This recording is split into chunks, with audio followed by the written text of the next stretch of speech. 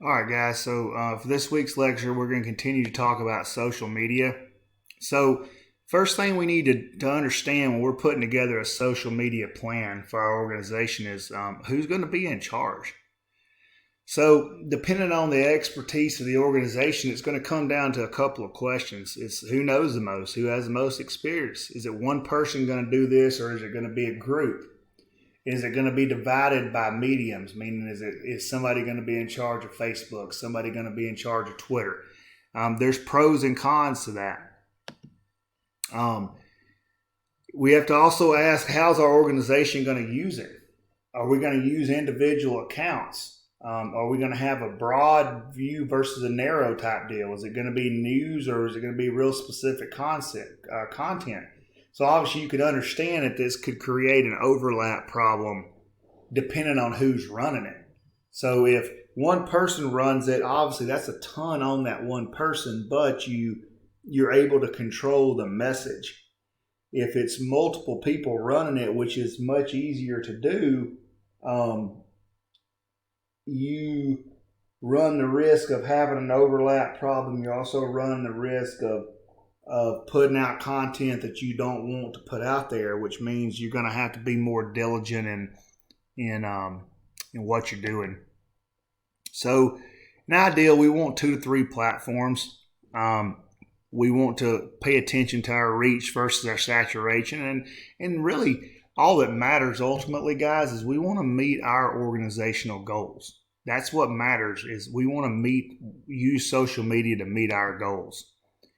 And so, we want to align them based on what we're doing. It's going to vary by platforms. These are just some things to kind of think about. With Facebook, we want to post at least 10 content items each week. We want most of them to have a video or a photo. We want to like the positive comments, and we want to respond to about 25% of the positive comments.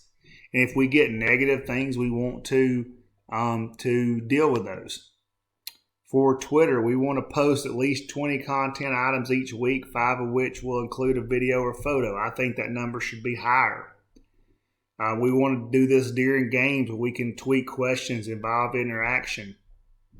We want to retweet about 80% of the positive stuff and respond to 25% of the positive stuff. It's a great way to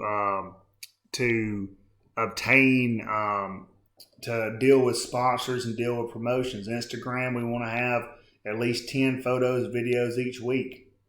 Okay, we want to reward fans for submitting Instagram material. Snapchats, we want to have 20 snaps a week. We want to provide kind of inside access.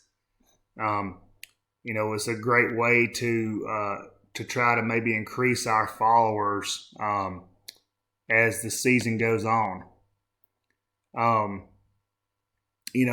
Pinterest, we want to develop 5 boards, and we want to encourage people to post to those boards or pin to those boards using certain type of things like in-game experience, merchandise, maybe community relations.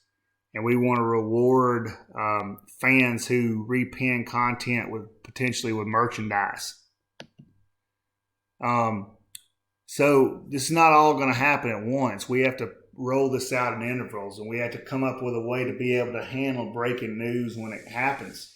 So we have to be flexible. We have to be able to adjust on the run. Excuse me. That's easier with small organizations. We want to have some accountability. We want to make sure we own it if we screw up, and we're going to, and we want to deal with that as it comes. So these are just kind of some broad tips for how to deal with putting together a social media plan. Not something we're necessarily going to do in class, but something we have to be smart about.